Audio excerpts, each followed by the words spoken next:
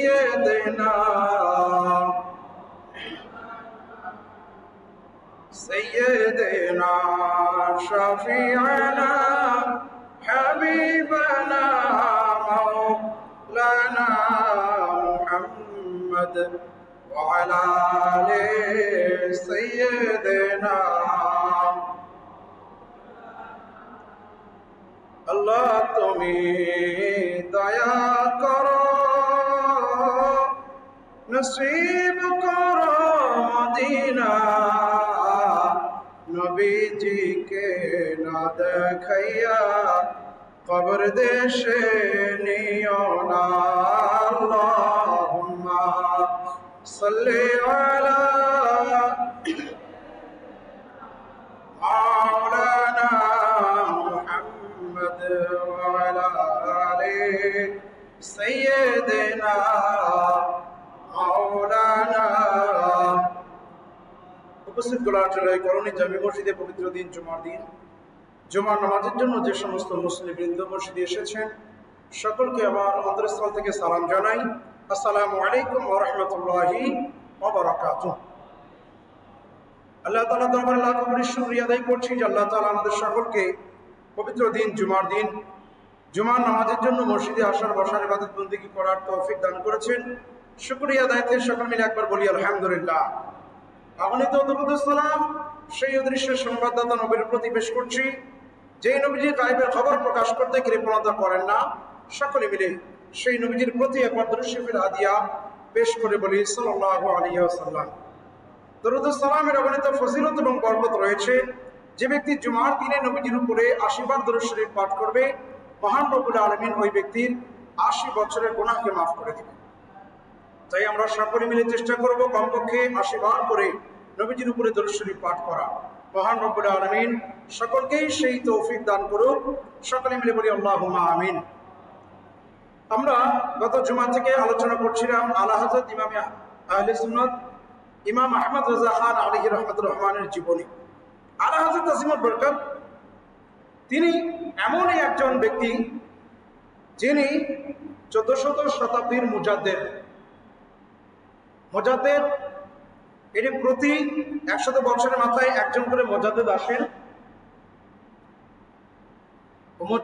মুজাদ্দেদের কাজ হচ্ছে তিনি ইসলামের যে সমস্ত বিষয়গুলো মানুষ ইসলাম থেকে দূরে সরে যায় অথবা ইসলামের সঠিক যে ব্যাখ্যা বিশ্লেষণ যা কিছু আছে এই সমস্ত কিছু থেকে যখন মানুষ অন্যদিকে চলে যায়, ইসলামের যেই কাজগুলো সহিহ শুদ্ধ যেই কাজগুলো সেগুলোকে যখন কেউ সহির বিপরীতে গলত এইরকম মনে করে, এক কথায় কোরআন হাদিসের আলো থেকে যখন মানুষ দূরে সরে যায়, সঠিক যে জ্ঞান ও গরিমা যেটা দরকার সেটা থেকে মানুষ জাহিল মূর্খতার দিকে যখন চলে যায়, এই সমস্ত বিষয়কে সংস্কার করার জন্য, এই সমস্ত বিষয়কে আবার সুন্দর করে মানুষের সম্মুখে প্রেজেন্টেশন করার জন্য আল্লাহ তাআলা যুগে যুগে কালে কালে অর্থাৎ এইরকম 100 বছরের মাথায় একজন করে মুজাদ্দিদ প্রেরণ করেন। ওনার কাজ হচ্ছে দিনের যেই সমস্ত বিষয়গুলো যেইগুলো মানুষ করা থেকে বিরত রয়েছে বা করছে, দলিল আদিল্লা নাই, এই সমস্ত কিছু দলিল আদিল্লা সুন্দর করে প্রেজেন্টেশন করার জন্য দলিল আদিল্লা সহ আল্লাহ তাআলা ওনাদেরকে প্রেরণ করেন। তো 1400 শতাব্দীর যিনি মুজাদ্দিদ তিনি হচ্ছেন আলা হযরত আজিমুল বরকত ইমাম ইশকে মুহাব্বত শাহ আহমদ রাজা খান আলাইহি রাহমাতুর রহমান। আল্লাহ তাআলা ওনাকে 14 শতাব্দীর মুজাদ্দিদ করে প্রেরণ করেছে। তো আসুন আমরা একটু ওনার সম্পর্কে, ওনার জীবনী থেকে একটু একটু করে আমরা শ্রবণ করি। ওনার জন্ম 10 শাওয়াল 1272 হিজরি, 14 জুন 1856 ইংরেজি, ভারতবর্ষের ব্রেলি শহরে ওনার জন্ম হয়। ওনার নাম হচ্ছে আহমদ রাজা খান। তিনি যখন জন্মের সময় তার ঠোঁট থেকে প্রথম উচ্চারিত শব্দ ছিল ইয়া রাসূলুল্লাহ।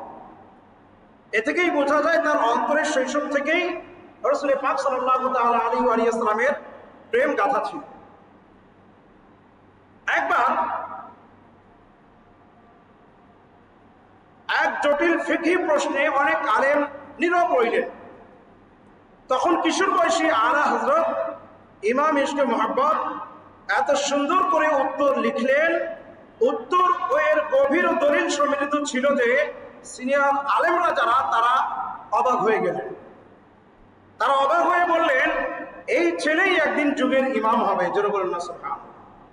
আলা হযরত তাসমিউল বরকত ইমাম ইশকে মুহাব্বত শাহ আহমদ রাজা খান আলাইহি রহমতুর রহমান, তিনি আকীদায়ে আহলে সুন্নাত এর প্রতিষ্ঠা, অর্থাৎ 14শ শতাব্দীর মধ্যে আহলে সুন্নাত ওয়াল জামাত এটি হচ্ছে এমন একটি দল যেই দলটি হচ্ছে নাজাতপ্রাপ্ত দল। আমার নবী পাক সাল্লাল্লাহু তাআলা আলাইহি ওয়া সাল্লাম বলেছেন, আমার উম্মত 73 দলে বিভক্ত হবে, 72 দল জাহান্নামে যাবে, এক দল জান্নাতি হবে। 72 দল জাহান্নামী হবে, এক দল মাত্র জান্নাতি হবে। সাহাবায়ে কেরামগণ আরজ করলেন, ইয়া রাসূলুল্লাহ, ইয়া হাবিবাল্লাহ, সেই দলটি কোনটি? আমার নবীজি বললেন, মা আনা আলাইহি ওয়া আসহাবি, আমি এবং আমার সাহাবীদের যারা অনুকরণ করবে তারাই হচ্ছে নিজাতপ্রাপ্ত দল, তারাই হচ্ছে জান্নাতি দল, তাদেরকেই বলা হয় আহলে সুন্নাত ওয়াল জামাত। তো আহলে সুন্নাত ওয়াল জামাত শুরু থেকেই ছিল। আলা হযরত তাসমিউল বরকত ইমাম ইশকে মুহাব্বত 14শ শতাব্দীর এই সময়টা এমন একটি সময় ছিল যেই সময়ে অনেকে আল্লাহ পাক রব্বুল আলামিনের ব্যাপারে এমন এমন আকীদা রাখতে ছিল, এমন এমন কথাবার্তা বলছিল যে আল্লাহ তাআলা নাকি মিথ্যা কথা বলতে পারেন কিন্তু বলেন না। নবীর বেলায় নবীজি ইলমে গায়বের খবর দিতে পারেন, এর বিপরীতে অনেকে বলে যে না, আল্লাহ ছাড়া কেউ গায়বের খবর দিতে পারেন না, ইলমে গায়ব এর ইনকার করত। এইরকম ভাবে বিভিন্ন ভাবে ইসলামের উপরে অ্যাটাক করা হচ্ছিল। আলা হযরত তাসমিউল বরকতকে আল্লাহ পাক রব্বুল আমিন এমন একটি মুহূর্তের মধ্যে প্রেরণ করলেন, পাঠালেন। এই 14শ শতাব্দীর মধ্যে আলা হযরতকে আল্লাহ পাক রব্বুল আমিন পাঠালেন। তিনি তিনার জ্ঞান ও গরিমা দ্বারা প্রত্যেক যে সমস্ত প্রশ্নগুলো এইরকম ভাবে প্রশ্ন আসতেছিল, এইরকম সমস্যা ক্রিয়েট হচ্ছিল, সেই সমস্ত সমস্যার সমাধান আলা হযরত তাসমিউল বরকত ওই বেরেলি শহর থেকেই একাই তিনি দিচ্ছিলেন। জোরে বলুন না সুবহানাল্লাহ। নবীজির ইলমে গায়বের ব্যাপারে যারা অস্বীকার করে তাদের দলিল আলা হযরত তাসমিউল বরকত ইমাম ইশকে মুহাব্বত শাহ আহমদ রাজা খান আলাইহি রহমতুর রহমান, তিনি ভারত উপমহাদেশের ওই বেরেলি শহর থেকে একাই জবাব দিচ্ছিলেন। জোরে বলুন না সুবহানাল্লাহ। ওই সময় যত প্রকার বাতিল ফিরকাদের আক্রমণ ছিল, অনেকে বলতো ইয়া রাসূলুল্লাহ বলা যাবে না, ইয়া রাসূলুল্লাহ বলা যাবে না, আল্লাহ ছাড়া ইয়া শব্দ নাকি কারোর জন্য ব্যবহার করা যাবে না। আমার আলা হযরত তাসমিউল বরকত ইয়া রাসূলুল্লাহ কেন বলা যাবে না, ইয়া রাসূলুল্লাহ যে বলা যাবে এর পক্ষে দলিল দিলে পেশ করলেন। জোরে বলুন না সুবহানাল্লাহ। আলা হযরত তাসমিউল বরকত ইমাম ইশকে মুহাব্বত শাহ আহমদ রাজা খান আলাইহি রহমতুর রহমান, তিনি একাই ওই বেরেলি শহর থেকে তিনি প্রতিটি প্রশ্নের উত্তরগুলো একেবারে দিতেছিলেন। জোরে বলুন না সুবহানাল্লাহ। ও সময় অথচ আরো অনেক উলামায়ে কেরামগণ, আলিম উলামায়ে কেরামগণ ছিলেন, ইসলামের উপরে এরকম ভাবে অ্যাটাক হচ্ছিল, কেউ জবাব দেওয়া ওইরকম তাকাত ওইরকম ক্ষমতা রাখেননি। কিন্তু আলা হযরত তাসমিউল বরকত ইমাম ইশকে মুহাব্বত শাহ আহমদ রাজা খান, তিনি ভারত উপমহাদেশের বেরেলি শহর থেকেই তিনি একাই সমস্ত প্রশ্নগুলোর উত্তর দিচ্ছিলেন। বলুন না সুবহানাল্লাহ। কিতাব আকারে কিতাব লিখেছেন প্রায় ১৫০০-এর মতো। কথা বলেন ঠিক কিনা? ১ থেকে ১৫০০ কিতাব, যাতা ব্যাপার। এমন কোনো বিষয় নাই যে এই বিষয়ের উপরে তিনি কিতাব লিখেন, প্রত্যেকটি বিষয়ের উপরে তিনি কিতাব লিখেছেন। তেনার একটি ফতোয়ার কিতাব যার নাম হচ্ছে ফতোয়ায়ে রাজাভিয়া, ফতোয়ায়ে রাজাভিয়া, যেটি 30 খণ্ডে বিশাল ফতোয়ার সংকলন। একটা খণ্ড, দুইটা খণ্ড নয়, 30 খণ্ড। কয় খণ্ড? 30 খণ্ড ফতোয়ায়ে রাজাভিয়া। তার মধ্যে তিনি ফতোয়াগুলো সেখানে সংকলন করা হয়েছে, লিপিবদ্ধ করা হয়েছে। তিনি যে কোরআনে পাকের তর্জমা লিখেছেন যার নাম হচ্ছে কানজুল ঈমান। অনেকে মনে করে শুধু আমরা বলি কানজুল ঈমান কানজুল ঈমান, আমরা তো বলি, কিন্তু যাদের পড়ার সৌভাগ্য হয় নাই তারা একটিবার হলেও পড়বেন, কানজুল ঈমান খরিদ করবেন, পড়বেন। কোরআন শরীফের তো তর্জমা সবাই আমরা শুনতে ভালোবাসি। আমরা কোরআনে পাক যখন পড়ি, কোরআনে পাকের আয়াতগুলোর মধ্যে আল্লাহ তাআলা কি বলেছেন এইসব সম্পর্কে আমরা মুসলমান আমাদের জানার আগ্রহ থাকে। কিন্তু আমি বলি, আপনি তো বাজারে গিয়ে বলেন একটু ভালো কোরআনে পাকের তর্জমা সহ, যাতে আমি আল্লাহ তাআলা কি বলেছেন এ সম্পর্কেও যেন আমি জানতে পারি, বুঝতে পারি। আমি বলি, আপনি বাজারে গিয়ে লাইব্রেরিতে গিয়ে আপনি যদি ওভাবে বলেন, তাহলে তারা যতটুকু জানে তাদের মতো করে বলবে, এটা নেন ওটা নেন, তাই না? কিন্তু এগুলো যদি আপনি কোনো হক্কানি কোনো ভালো আলেম ওলামায়ে কেরাম যারা আছেন তাদের কাছ থেকে যদি আপনি সাজেশন নেন, তাদের কাছ থেকে যদি আপনি বলেন যে কোন কোরআনে পাকের তর্জমার কিতাবটা খুব ভালো, যদি আপনি আমাকে বলেন, আমি ইমাম সাহেব হিসেবে আপনাকে যে সাজেশন দেব সেটা হচ্ছে আপনি কানজুল ঈমান খরিদ করবেন। কানজুল ঈমান খরিদ করলে কি হবে? কানজুল ঈমান যদি আপনার ঘরে থাকে তাহলে আপনার ঈমান বেঁচে যাবে। বলবেন হুজুর কেমন করে? দেখেন, বর্তমান সময় ফিতনা ফাসাদের সময়, তাই না? বিভিন্ন প্রকার প্রশ্ন অনেকের কাছে আসে, বিভিন্ন প্রকার আমরা অনেক কিছু দেখতে পারি যে কেউ বলে যে না, ঈদ মিলাদুন নবী করা যাবে না, ঈদ মিলাদুন নবী পালন করা যাবে না, বছরে দুইটা ঈদ, ঈদ ব্যতীত আর কোনো নাকি ঈদ নাই। তাহলে ঈদ মিলাদুন নবীর দলিল আছে না নাই?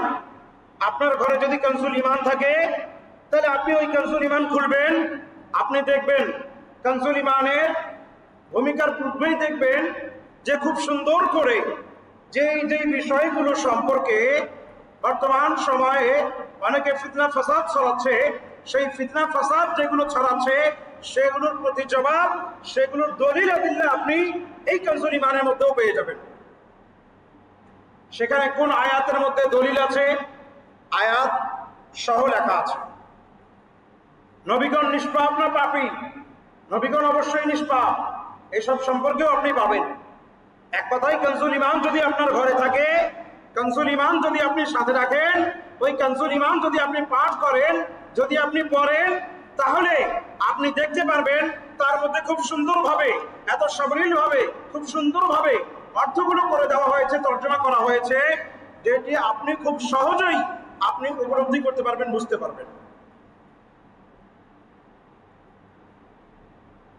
অতএব কানজুল ঈমান, এই জন্য আমি মনে করি প্রত্যেক মুসলমান, প্রত্যেক মুসল্লির ঘরে ঘরে কানজুল ঈমান থাকা দরকার। কানজুল ঈমান যদি আপনি রাখেন, আপনি তো কোরআন পড়েন, আপনি তো মুসলমান, আমরা তো মুসলমান, তাই না? আমাদের ঘরে তো আমাদের গাইডলাইন থাকবে, থাকবে কি থাকবে না? আমাদের ঘরে যদি আমাদের গাইডলাইন না থাকে তাহলে তো আমরা মিসগাইড হবই হব। আজকে আমরা মিসগাইড হচ্ছি, কি কারণে মিসগাইড হচ্ছি? আমরা মুসলমান অথচ আমাদের ঘরে কোরআন নাই। কথা বলেন, কথা বলেন, কথা ঠিক কিনা? আমাদের সবকিছুর জন্য সময় হয়, আমরা টিভি দেখার জন্য আমাদের সময় হয়, আমরা কম্পিউটার চালানোর জন্য আমাদের সময় হয়, আমরা মোবাইল চালানোর জন্য আমাদের সময় হয়, কিন্তু আল্লাহ তাআলার কালাম, এই কালামুল্লাহ পড়ার জন্য আমাদের সময় হয় না। কথা বলেন, কথা বাস্তব না অবাস্তব? আজকে আমরা মিসগাইড না হবো তো কারা মিসগাইড হবে? আজকে বিধর্মীরা আমাদের উপরে রাজত্ব করতেছে, কেন? কি কারণে? বিধর্মীরা কেন আমাদের উপরে রাজত্ব করতেছে? আমরা কোরআনে পাক ভুলে গিয়েছি। বলেন, বুকে হাত রেখে বলেন, আমাদের প্রত্যেকের ঘরে কোরআন শরীফ আছে। কোরআন শরীফ যদি আছে, কিন্তু ওই কোরআন শরীফ আমরা বলেন তো দিনে কয়বার বের করে পড়ি? কথা বলেন, আমরা কয়বার বের করে পড়ি? আমাদের কোরআন শরীফ ওই রাখা আছে সানসেটের উপরে, ওই জুজদানের উপরে। আমরা ওই যে রেহেলের মধ্যে বা কোরআন শরীফের কাপড়ের মধ্যে পেঁচায় রেখে দিয়েছি, ওই উপরে ধুলা বালু যা কিছু আছে সবকিছু ওই কোরআনের মধ্যে পড়তেছে। কথা বলেন ঠিক কিনা? ওভাবে ধুলা বালি পড়তেছে, অথচ দিন কা দিন মাস কা মাস বছর কা বছর আমাদের চলে যায়, আমরা কোরআনে মাজিদ ফুরকানে হামিদ করি না। তো কথা বলেন, কোরআনে পাককে যদি আমরা এভাবে যদি রেখে দেই তাহলে বলেন এটা কি হবে? আমাদেরকে পড়তে হবে। কথা বলেন ঠিক কিনা? আমাদের সবকিছু জিনিস পড়ার আমাদের সময় হয়, কিন্তু কোরআনে মাজিদ ফুরকানে হামিদ আমাদের পড়ার সময় হয় না। আমরা সব বিষয়ে আমরা ডিগ্রি অর্জন করে ফেলেছি, সব বিষয়ে আমাদের ডিগ্রি। হোটেলে চা খাইতে গেলেই দেখা যায় ডিগ্রি। আমরা নিজে মুফতি, আমরা ফতোয়া দিচ্ছি অমুকের বিরুদ্ধে অমুকের এরকম সমালোচনা, আমরা কথাবার্তা বলি, পিছনে কথাবার্তা বলি, কিন্তু আমরা সহিশুদ্ধভাবে যে কোরআনে পাক তেলাওয়াত করতে হবে এটি আমরা জানি না। কথা বলেন ঠিক কিনা? আফসোস, শত কোটি আফসোস, আমরা মুসলমান হয়ে আমরা সহিশুদ্ধভাবে কোরআনে পাক তেলাওয়াত করা জানি না। এর চেয়ে দুঃখজনক বিষয় আর কি হবে? কথা বলেন।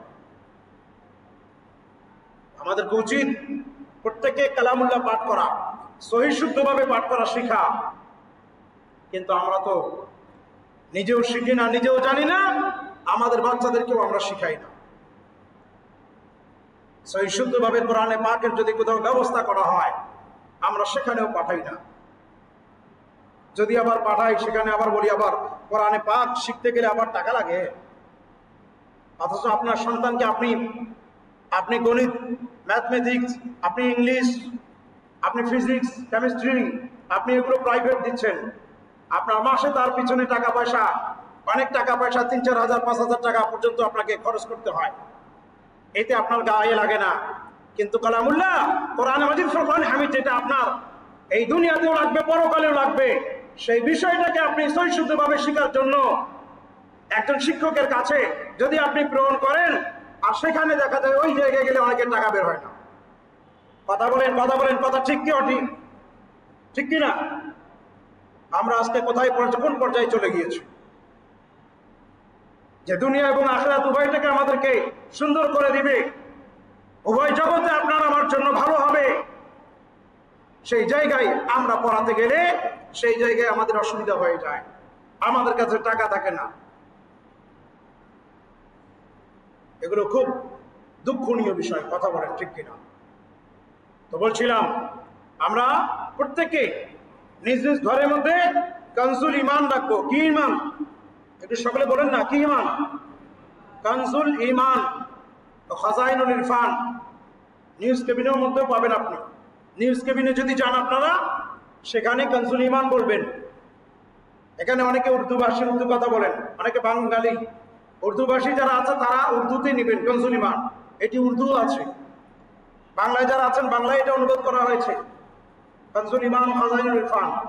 আপনি এটা নেবেন, কত 500-600 টাকা হয়তো হাদিয়া হতে পারে, কত হাজার হাজার টাকা আমাদের খরচ হয়, কিন্তু আমরা কোরআনে মাজিদ ফুরকানে হামিদের জন্য এই 500-600 বা 1000 টাকা এটাকে আমরা খরচ করতে পারবো না? কথা বলেন, পারবো কি পারবো না? তো করবো তো ইনশাআল্লাহ। সকলেই আপনারা কানজুল ঈমান খরিদ করবেন, প্রত্যেকের ঘরে ঘরে কানজুল ঈমান রাখবেন। সকালবেলা ফজরের নামাজ পড়ে, বেশি নয় 3 আয়াত করে হলেও পড়বেন। আপনার ঘরে যখন সকাল সন্ধ্যা আপনি কালামুল্লাহ কোরআনে মাজিদ ফুরকানে হামিদ যখন পাঠ করবেন, আপনার ঘরের মধ্যে রহমত বরকত অবতীর্ণ হবে। কথা বলেন ঠিক কিনা? আমার ভাইরা, আমরা অনেকে ব্যবসায়ী, অনেকে টাকা পয়সা, অনেক বাড়ি গাড়ি সবকিছু করেছি, কিন্তু শান্তি নাই। কি নাই? অনেকে বলে হুজুর টাকা পয়সার কমতি নাই, টাকা পয়সা, ধন দৌলত, বাড়ি গাড়ি আমার সবকিছু আছে, কিন্তু আমার শান্তি নাই, শান্তি পাচ্ছি না, ঘুম নাই, রাত্রেবেলা ঘুম হয় না, ঘুমের ট্যাবলেট খেয়ে তারপরও ঘুম হয় না। আমার ভাইরা, শান্তি কোথায় গেলে পাবেন? শান্তি তো আপনার ঘরেই থাকবে, কিন্তু আপনি শান্তি তো নিজে উঠে দিয়েছেন। কি বলেন আপনারা? আপনাকে এই কথাগুলো কোনো সময় মার্ক করেছেন? আপনাকে চিহ্নিত করেছেন? চিহ্নিত আমরা করি না। আমরা প্রায়শই সহিশুদ্ধভাবে করতে পারি না, যেটা হচ্ছে আমাদের গাইডলাইন, যেটা হচ্ছে আমাদের জন্য গাইডলাইন, যেটা রহমত বরকত সবকিছু যেখানে পাওয়া যায়, সেই কালামুল্লাহ আমরা পড়তে জানি না। আমাদের ঘরে সকাল সন্ধ্যা যদি এই কোরআন মাজিদ ফুরকানে হামিদের যদি তেলাওয়াত থাকতো, তাহলে আমাদের ঘরটা উজাড় ঘর হতো না। কথা বলেন ঠিক কিনা? যেই ঘরে কালামুল্লাহ পাঠ হয় না, যেই ঘরে কোরআন মাজিদ ফুরকানে হামিদের তেলাওয়াত হয় না, তো সেই ঘরটা তো উজাড় ঘর। যদিও বা আপনি বাহির থেকে আপনার ঘরটা খুবই চাকচিক্য, আপনার বাড়িটা খুবই একদম জমজমাট, লাইটিং, প্যান্ডেল, যত কিছু সুন্দর সুন্দর আয়োজন আপনি করেছেন, বাইরে থেকে মানুষ দেখলেই বাপরে বাপ এত সুন্দর ঘর, কিন্তু ভিতরে আপনি যদি মানে দৃষ্টিকোণ থেকে দেখেন, তাহলে আপনার ঘরটা বিরাট ঘর। আপনার ঘরটার মধ্যে কিছুই নাই। আপনার ভিতর বাহির উভয়টাকে যদি আপনি ভালো করতে চান, সঠিক যদি করতে চান, তাহলে আপনার ঘরে প্রত্যেক দিনে কালামুল্লাহ পাঠ করতে হবে। কথা বলেন ঠিক কিনা? কোরআনে মাজিদ ফুরকানে হামিদের তেলাওয়াত আনতে হবে। আমরা সকালবেলা তো উঠি না, আমরা তো ফজরের নামাজ কি পড়বো? আমাদের ঘুম থেকে ওঠা হয় 9টা 10টা। ফজরের সময় যদি আপনি উঠেন, সেই সময় আল্লাহ পাক রব্বুল আমিন রহমত বরকত নাজিল করেন। যে সময় আল্লাহ তাআলা রহমত বরকত অবতীর্ণ করেন, নাজিল করেন, সে সময় যদি আপনি জাগ্রত হন, সকালবেলা আপনি ঘুম থেকে জাগ্রত হয়ে আপনি সুন্দর করে পাক সাফ অবস্থায় আল্লাহ তাআলার নাম যদি নেন, আল্লাহ তাআলার তাসবিহ তাহলিল যদি আপনি করেন, আপনি কালামুল্লাহ যদি পাঠ করেন, কালামুল্লাহ পাঠ করা মানে কি? আল্লাহ তাআলার সঙ্গে কথাবার্তা বলা। কার সাথে কথাবার্তা বলা বলেন না? একটু বলেন আপনারা। কোরআন শরীফ পাঠ করা, কোরআন শরীফ পাঠ করা মানে কি? কার সাথে কথা বলা? আল্লাহ তাআলার সঙ্গে কালাম করা। এটা আল্লাহ তাআলার বাণী। আপনি যখন আল্লাহ তাআলার সঙ্গে কালাম করবেন, কথাবার্তা বলবেন, তো আল্লাহ তাআলার রহমত বরকতের কি কমতি আছে? আল্লাহ তাআলা আপনাকে দান করবেন। কথা বলেন ঠিক কিনা? তো আল্লাহ তাআলা দান করেন এগুলো ভোরবেলা, ফজরের সময়, কিন্তু আমরা সে সময় ঘুমিয়ে থাকি। সে সময় কি করি? আমরা ঘুমিয়ে থাকি। আমরা ফজরের নামাজ পড়তে আসি না। আমাদের ফজরের নামাজ পড়ার সৌভাগ্য আমাদের হয় না। আমরা উঠি সকাল 8টা 9টার দিকে। তো 8টা 9টার দিকে আপনি ঘুম থেকে উঠবেন, তো রহমত বরকত পাবেন কোথায় থেকে? কি বলেন? আপনার টাকা পয়সা অনেক আছে, তার মানে টাকা পয়সা থাকাটাই মানে কি সবকিছু? রহমত বরকত একটা আলাদা জিনিস। কথা বলেন ঠিক কিনা? অনেকে বলে হুজুর আমার টাকা পয়সার তো অভাব নাই, টাকা পয়সা অনেক আছে, কিন্তু শান্তি নাই। কি নাই? শান্তি পাবেন কোথায়? শান্তি যদি পেতে চান, প্রত্যেক ঘরে ঘরে কালামুল্লাহ পাঠ করেন, কোরআনে পাকের তেলাওয়াত করেন, সহিশুদ্ধভাবে তেলাওয়াত শিখেন, সহিশুদ্ধভাবে পড়ার চেষ্টা করেন। যদি কেউ চান যে না হুজুর আসলেই কালামুল্লাহ শরীফ পাঠ করা দরকার, কিন্তু পড়বো কোথায়? কার কাছে যাব? আমি তো বৃদ্ধ মানুষ, বুড়া মানুষ। এখন যদি আমি মক্তবে যাই, তাহলে অনেকে দেখে আমাকে বলবে এই বয়সে আবার পড়তে আসছে। আসলে আপনি শুরু থেকে নিয়ে শেষ পর্যন্ত, জন্ম থেকে মৃত্যু পর্যন্ত আপনি জ্ঞান আরোহণ করুন, আপনি জ্ঞান অন্বেষণ করেন, ঠিক কিনা? যদি তারপরেও যদি এমন মনে হয় যে না হয়তো এগুলোতে সমস্যা, সবার হাতে তো মোবাইল আছে, স্মার্টফোন আছে, যদি আপনারা চান অনলাইনের মধ্যেও কিন্তু কোরআনে পাক শিখতে পারেন। যদি কারো এরকম আগ্রহ থাকে যে না হুজুর আমি পড়তে চাই, যদি এরকম শিক্ষক টিউটর যদি পান তা আলহামদুলিল্লাহ ভালো। আর যদি না পান, আমাকে যদি মনে হয় যে আমার কাছ থেকে শিখবেন, আমি ইমাম সাহেব আপনাদেরকে বলছি, যদি আমার কাছ থেকে শিখতে চান তো আমার নাম্বার আছে, আমার সাথে তো যোগাযোগ হয় না।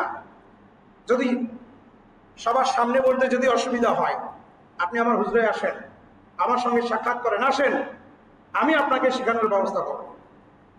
আমি আপনাদেরকে কোরআনে পাক সহিশুদ্ধভাবে শিখার ব্যবস্থা করব। আপনার বাসায় সময় নাই, যদি এরকম হয় অনলাইনে শিখতে চান, অনলাইনে আমি শিখাবো। আমি চাই প্রত্যেক ঘরে ঘরে কোরআনে মাজিদ ফুরকানে হামিদের তালিম হোক, প্রত্যেক ঘরে ঘরে কোরআনে মাজিদ ফুরকানে হামিদের সহিশুদ্ধভাবে সবাই যেন শিখতে পারে। আমি চাই এটা। আপনারা কি এটা চান না? চান কি চান না? তো যারা যারা চান শরম ভেঙে ফেলেন, শরমের দিন সব খতম। শরম করবেন তো গরম ভাত পাবেন না। কি বলেন? একটু কথার কথা বললাম, এটা অন্যদিকে কেউ নিয়ে না আবার। তো যাই হোক, কথা হচ্ছে আমি আছি আপনাদের জন্য। হাতে মোবাইল আছে তো সবার, এত সবার হাতে আছে স্মার্টফোন, আছে না নাই? সবার হাতে স্মার্টফোন, মোবাইল আছে। মোবাইলে আর ফেসবুক, টিকটক, ইউটিউব এগুলো আর কত দেখবেন? কি দেখবেন? আর আপনি কিছু শিখেন, স্কিল অর্জন করেন, যেটি আপনার আমার জীবন সঙ্গী, যেটি আপনার আমার গাইডলাইন, সেটি যদি আমরা করতে না পারি তাহলে মিসগাইড তো আমরা হবই হব। তো যাই হোক, আমি মনে করি আপনারা সকলে যারা কালামুল্লাহ শরীফ সহি শুদ্ধভাবে পাঠ করতে চান আমার সঙ্গে যোগাযোগ করবেন। ইনশাআল্লাহ আমি আপনাদেরকে অফলাইনে যদি হয় অফলাইনে যদি কারো সম্ভব না হয় তাহলে অনলাইনে ইনশাআল্লাহ আমি আপনাদেরকে শেখানোর ব্যবস্থা করব। দেখি কারা কারা আগ্রহ প্রকাশ করেন। যারা আগ্রহ প্রকাশ করবেন ইনশাআল্লাহ আমি আছি, আমি ব্যবস্থা করবো ইনশাআল্লাহ। যাই হোক, বলছিলাম আলা হযরত আজিমুল বরকত ইমাম ইশক ও মুহাব্বত শাহ আহমদ রাজা খান, তিনি আল্লাহ তাআলা ওনাকে এত ইলম দান করেছেন। তিনি একটি দুইটি নয়, প্রায় ১৫০০-এর মতো কিতাব লিখেছেন। তিনি প্রত্যেকটি বিষয় সুন্দরভাবে লিখেছেন। আমরা যারা হামদ নাত পড়ি না, গজল করি না, এ ব্যাপারে উনি এমন একটি হাদায়েক এবং শীষ নামক কাব্যগ্রন্থ একটি লিখেছেন, যেটি সারা বিশ্বের মধ্যে মারুফ ও মাশহুর। কথা বলেন ঠিক কিনা? তিনি একটি দুইটি তিনটি নয়, 4টি ভাষায় একটি নাদ লিখেছেন। লাম ইয়াতি নাযীরুকা ফি নাযারিন মিসলে তুনাশুদ পায়দা জানা। আমার ভাইরা, তো যাই হোক, শেষ কথা এটাই বলতে চাই যে আমরা আমাদের ঘরটাকে আমরা অন্যান্য জিনিস দিয়ে তো আমরা সুন্দর করে রাখি, কিন্তু আমাদের ঘরটাকে যদি আমরা কালামুল্লাহ, কোরআন মাজিদ, ফুরকান হামিদ এটি দ্বারা যদি আমরা সুসজ্জিত যদি করতে পারি, তাহলে আমি মনে করি যেই সমস্ত ঘর উজাড় হয়ে যাচ্ছে, যেই সমস্ত ঘর ভেঙে যাচ্ছে, অর্থাৎ যেই সমস্ত ঘরের মধ্যে শান্তি নাই, অশান্তি বিরাজমান করতেছে, ওই অশান্তি দূর হয়ে শান্তিতে রূপান্তর হয়ে যাবে যদি ঘরের মধ্যে প্রত্যেক ঘরে ঘরে কালামুল্লাহ, কোরআন মাজিদ, ফুরকান হামিদ সহি শুদ্ধভাবে যদি আমরা তেলাওয়াত করতে পারি। কথা বলেন ঠিক কিনা? আলা হযরত আজিমুল বরকত ইমাম ইশক ও মুহাব্বত, তিনি ওনার ইন্তেকাল 25শে সফর 1340 হিজরিতে ওনার হয়েছে। তো বিশেষ করে আমরা গত বুধবারে আমাদের অত্র এই গোলাহাট রেলওয়ে কলোনি জামি মসজিদেও আউলিয়া ইকরামদের মহব্বতে অর্থাৎ ওরসে আলা হযরত আমরা পালন করেছিলাম। 107তম ওনার ওরস মোবারক। তো ওনাকে যারা মহব্বত করে ভালোবাসে, সারা বিশ্বের মধ্যে আলা হযরত আজিমুল বরকত ইমাম ইশক ও মুহাব্বতের উরুস পালন করে। কেন করে? এনারা হচ্ছেন আল্লাহ ওয়ালা। এনাদের মাধ্যমে আমরা ঈমান পেয়েছি। ঈমান বলতে আমাদের ঈমানকে সংস্কার করছে। আমরা না জানি কোথায় কোন দিকে থাকতাম, আমাদের ঈমান হনন করার জন্য অনেক তো বর্তমান সময় ঘোরাফেরা করতেছে, কিন্তু ওনার কানসুল ঈমান পড়ে আমরা ঈমান আমাদের রক্ষা হয়েছে। কথা বলেন ঠিক কিনা? ওনার কিতাবাদি পড়ে আমাদের ঈমান আমরা রক্ষা করতে পেরেছি। তো যাই হোক, আল্লাহ পাক রব্বুল আমিন আমাদের সকলকে যা শুনলাম বোঝার আমল করার তৌফিক দান করুক। আমিন ওয়া আখিরু দাওয়ানা।